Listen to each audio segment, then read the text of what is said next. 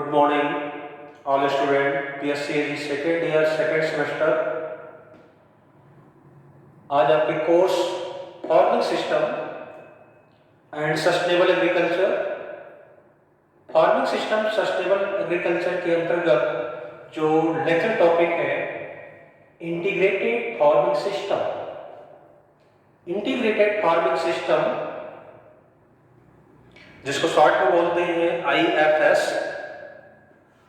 Farming system में different जो हमारी कंट्री में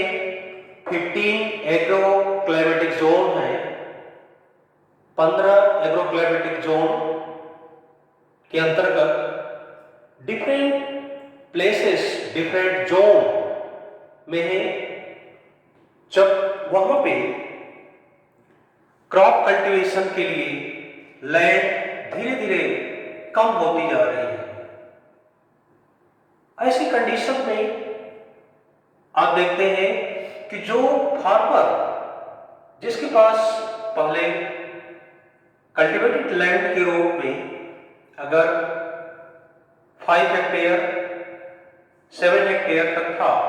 वो रिड्यूस होकर के नियर अबाउट 1 हेक्टेयर या 1 एकड़ तक 1 एकड़ तक भी कंडीशन है कि फार्मर के पास ज्यादा लैंड नहीं है। तो उस कंडीशन में हम किस तरीके की फार्मिंग सिस्टम को अपनाएं कि जिससे वहां पे फार्मर को ज्यादा से ज्यादा प्रोडक्शन और वहां पे उसको इनकम प्राप्त हो सके। तो उसके लिए डिपेंड है कि सिर्फ हम एग्रीकल्चर में क्रॉप प्रोडक्शन करके इनकम नहीं ले सकते हैं। तो इंटीग्रेटेड फार्मिंग सिस्टम में हम डिफरेंट इंटरप्राइज जो कंपोनेंट के रूप में इंटरप्राइज का सिलेक्शन करते हैं, जिससे कि किसान फसल के उत्पादन के साथ साथ वहां पे अदर छोटे व्यवसाय को भी अपना सकता है, जो कि क्रॉप प्रोडक्शन से उसका रिलेशन हो, उस एरिया में उसके अकॉर्डिंग हम फार्मिंग सिस्टम में इंटरप्राइज को सेलेक्ट करें।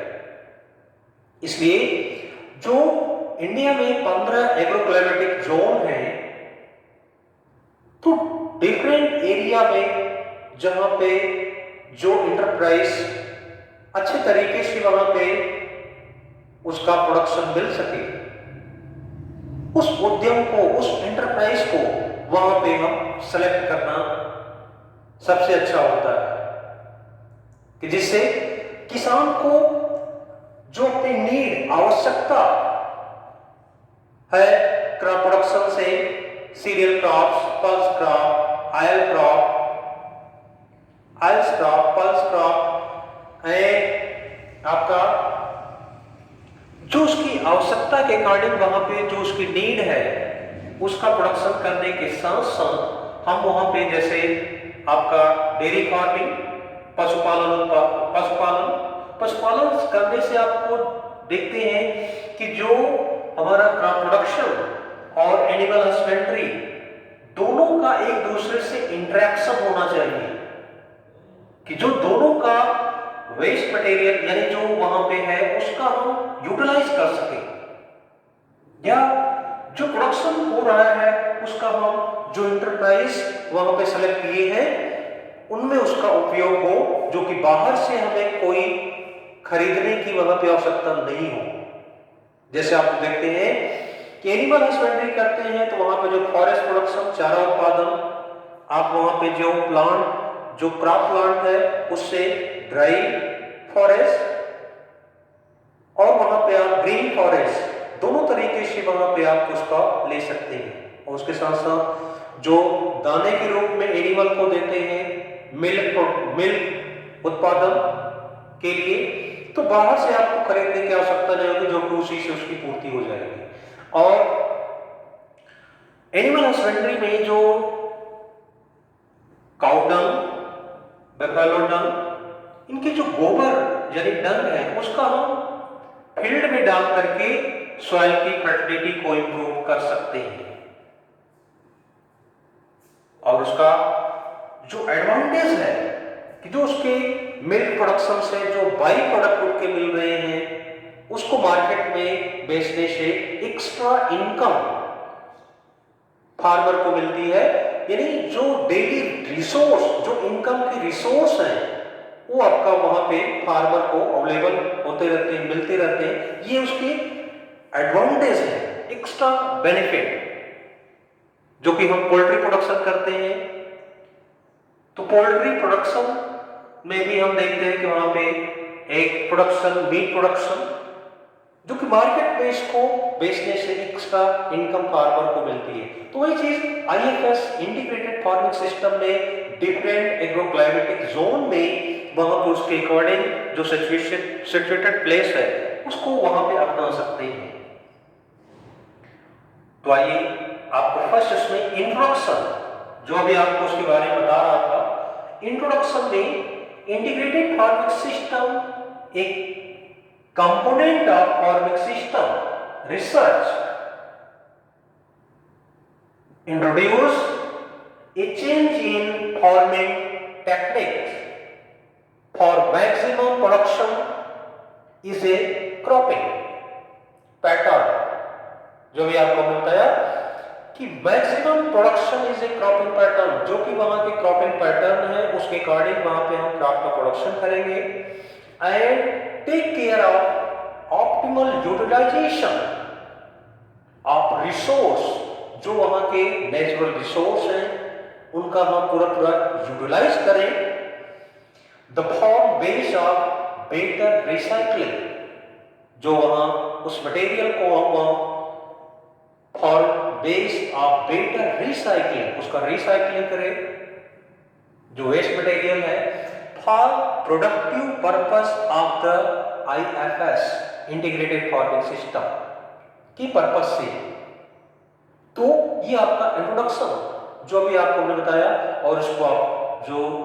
हमने आपको बोला उसको नोट भी कर लेना, ताकि ये इससे रिलेटेड आपके क्वेश्चंस एग्जामिनेशन में पूछे जाते हैं और कॉम्पिटिटिव एग्जाम के लिए भी इन फ्यूचर आपको इससे रिलेटेड बहुत सारे क्वेश्चन पुट अप होते हैं। एंड नेक्स्ट आते हैं डेफिनेशन, इसकी परिभाषा क्या है। इंटीग्रेटेड फार्मिंग सिस्टम आईएफएस की डेफिनेशन है, आईएफएस यानी integrated farming system is defined as biological integrated farming system, एक biological integrated farming system which integrated natural resources and regulation mechanism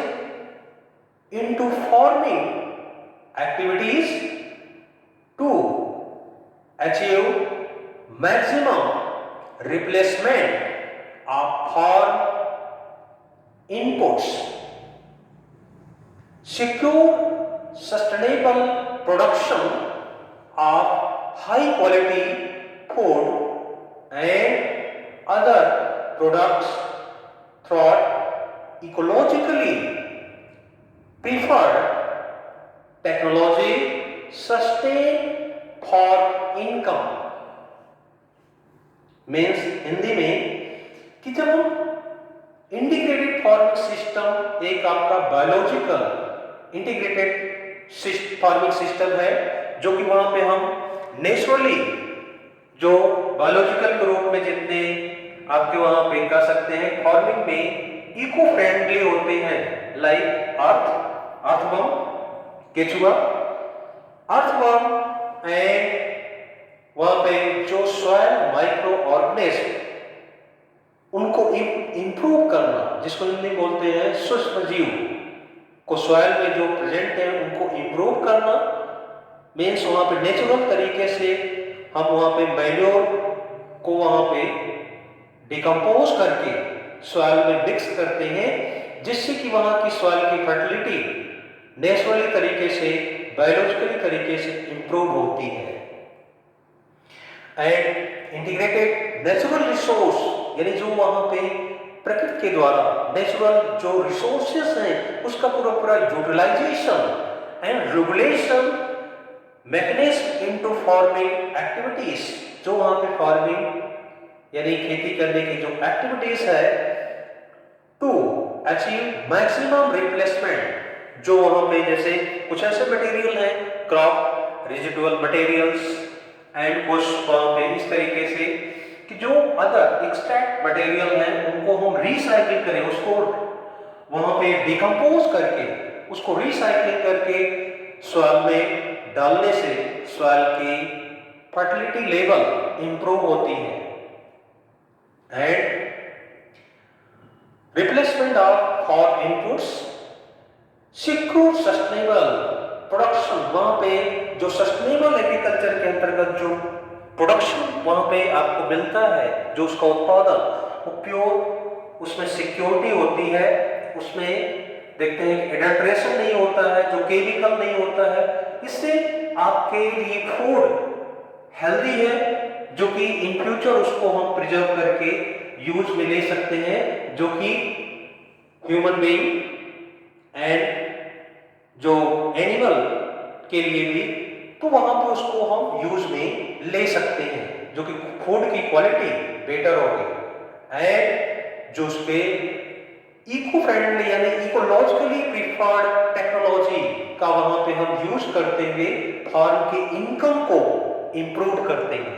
बढ़ाते हैं। तो ये आपकी डेफिनेशन परिभाषा थी। अब आप नेक्स्ट है the aim of IFS,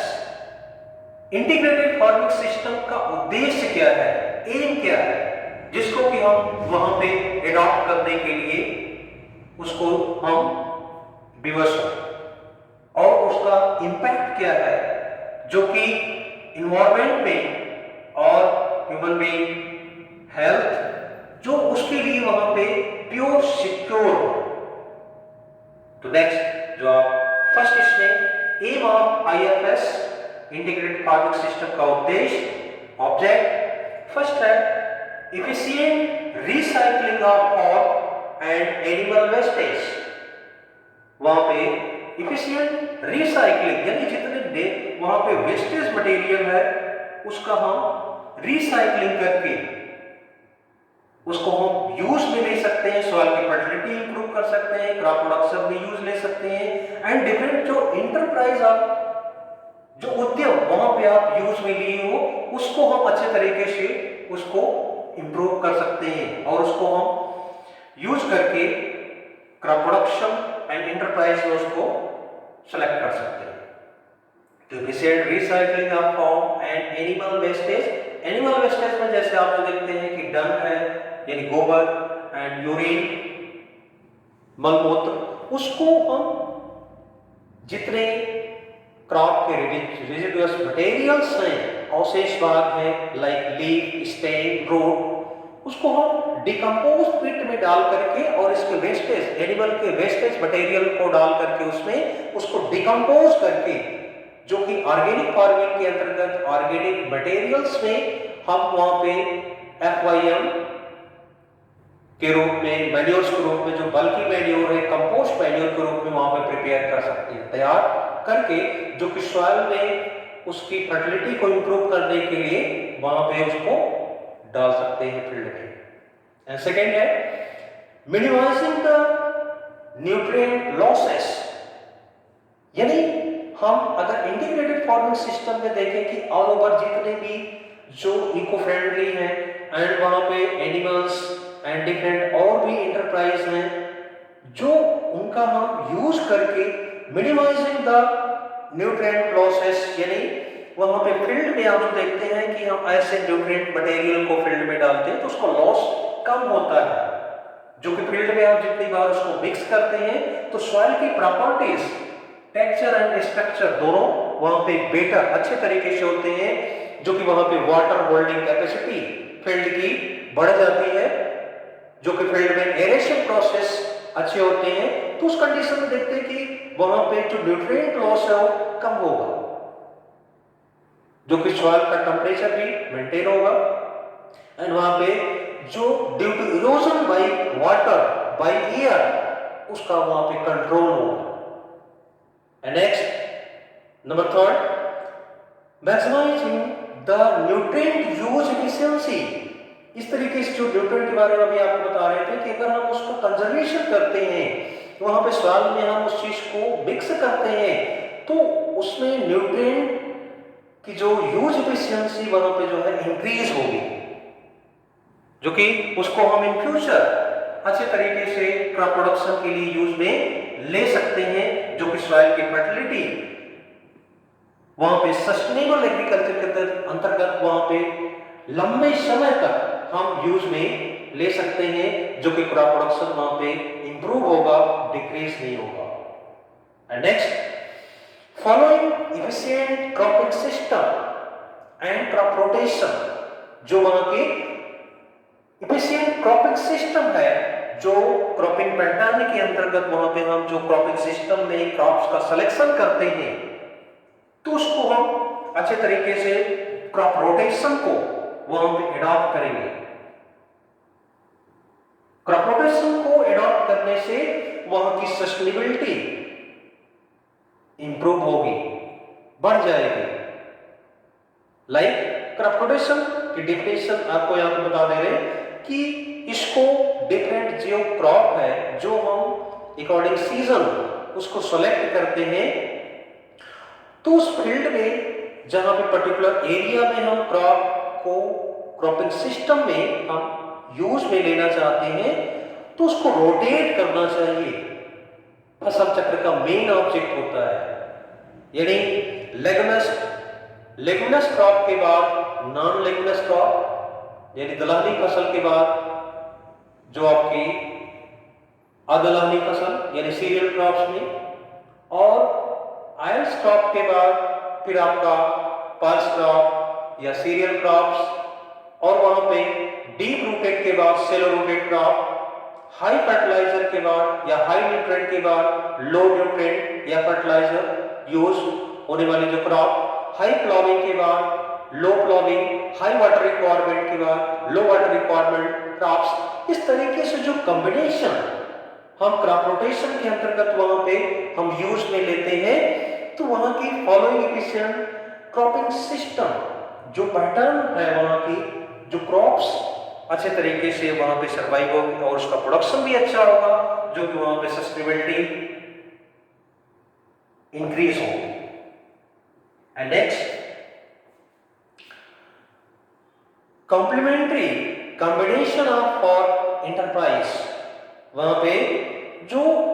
different combination के अकॉर्डिंग, यानी जो वहां पे हम क्रॉप प्रोडक्शन के साथ साथ उस इंटरप्राइज का सिलेक्शन जो करते हैं, उन दोनों में कॉम्बिनेशन आपका ऐसा होना चाहिए। लाइक जैसे अगर हम इंटरप्राइज का सिलेक्शन करना हो फिशरी, मछली पालन, ऐसे क्रॉप का उसके साथ कॉम्बिनेशन होना चाहिए, जो कि दोनों का प्रोडक्शन हमें अच्छा मिले, दोनों अच्छे तरीके से उस एनवायरनमेंट, उस प्लेस पे जो उस वाटर या नेचुरल रिसोर्स का यूटिलाइज करके दोनों का प्रोडक्शन इंप्रूव हो, जो कि फार्मर को इनकम का सोर्स वहां पे बढ़े, इंप्रूव हो। तो हम वहां पे पैडी यानी धान के उत्पादन के साथ साथ फिश फार्मिंग, फिश कल्चर को वहां पे एडॉप्ट करना चाहिए। तो ये आपके रीजन जो एग्रोक्लाइमेटिक जोन आपके देखते हैं सबसे ज्यादा साउथ में, वहां पे हम उसको ज्यादा एडॉप्ट करते हैं। और जैसे आपका हनी बी, तो मधुमक्खी पालन जब करते हैं तो ऐसे क्रॉप के साथ उसका कॉम्बिनेशन, जैसे मस्टर्ड का उत्पादन जहां पे होता है, डिफरेंट कलर्ड फ्लावर, जो कि वहां पे उसके मकरंद को वहां से लेकर के, और वहां पे हम देखते हैं कि हनी बी, मधुमक्खी पालन का भी हम कर सकते हैं। उसी तरीके से कभी कभी हम एक इंटरप्राइज नहीं, दो इंटरप्राइज को एक साथ सेलेक्ट कर सकते हैं, और एरिया अगर कम है तो वहां हम दोनों को अच्छे तरीके से मैनेज कर सकते हैं। लाइक फिशरी यानी मछली पालन, और उसके साथ साथ जो फिश पॉन्ड है, फिश पॉन्ड के ऊपर पोल्ट्री फार्मिंग को भी वहां पे हम अडॉप्ट कर सकते हैं। तो दोनों इंटरप्राइज एक साथ एक ही प्लेस पे, एक ही एरिया, अलग अलग उसको वहां पे लैंड की जरूरत नहीं है, तो दोनों पे एक साथ मैनेज करके जो फार्मर की इनकम है उसको हम डबल कर सकते हैं। वहां पे उसको इंप्रूव करके ज्यादा इनकम फार्मर को मिल सकता है। तो इस तरीके से जितनी जो हम क्रॉपिंग सिस्टम में जो क्रॉप्स के सिलेक्शन करते हैं उसके अकॉर्डिंग जो क्रॉपिंग पैटर्न है वहां पे हम कॉम्प्लीमेंट्री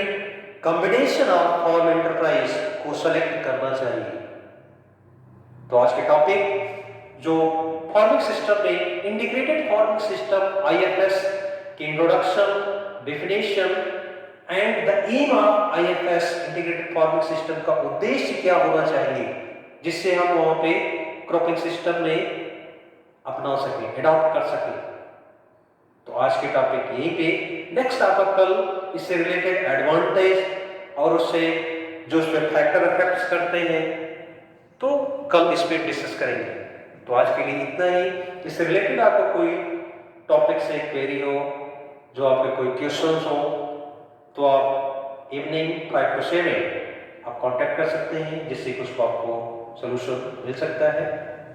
बट इसमें हमने अच्छे तरीके से आपको प्रेजेंट किया और अच्छे तरीके से समझाया। तो आज इतना ही, नेक्स्ट कल की क्लास में। That's all, thank you.